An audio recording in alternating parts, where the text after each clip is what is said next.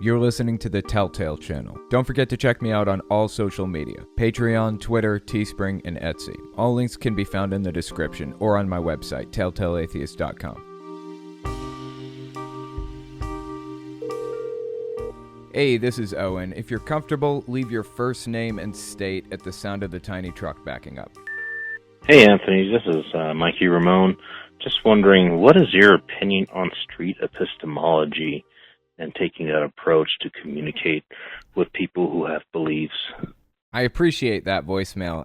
I'm Owen. You were addressing Anthony Magnabosco. That's funny. I actually got a voicemail from this person again, and they were like, "I'm sorry, did I call you Anthony? I've been watching Anthony Magnabosco. I meant Owen." It was really funny.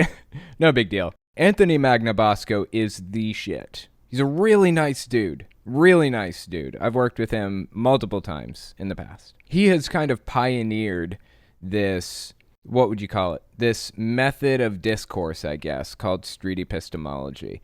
And it is kind of what I've used as a deprogramming technique to deprogram people from cults. I use kind of a mix of things, though. The street epistemology method is very sound. It was actually, funny enough, it was created by Peter Boghossian to deprogram leftists, like deprogram SJWs, as funny as that is. The point is, it's really, really useful for deprogramming cult members from cults.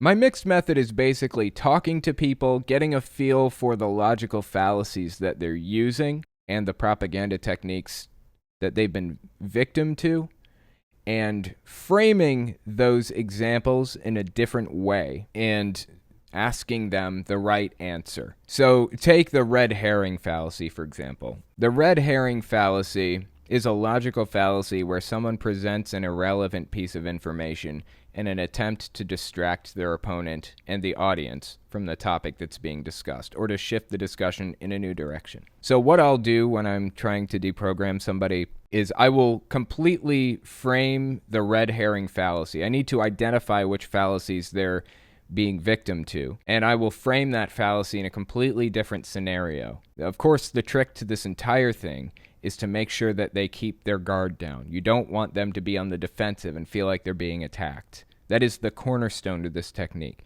If the person feels like they're being attacked in the conversation, they're going to shut down and the conversation's over. Everything that happens from that point is a waste of your time.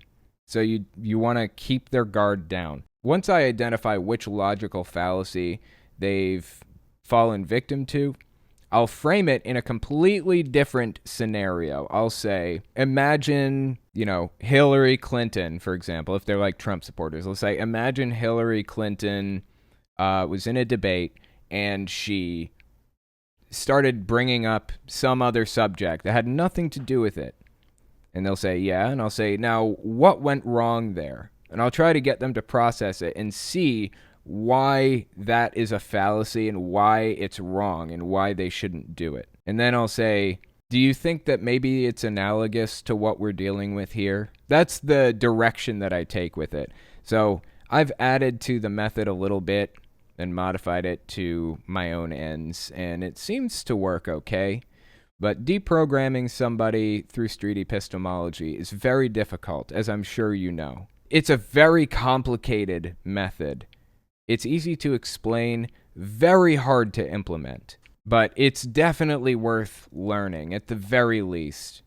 Anybody listening to this, if you haven't watched Anthony Magnabosco or Cordial Curiosity on YouTube, you guys should go check them out, because what they talk about is extremely valuable, especially when you're dealing with cults.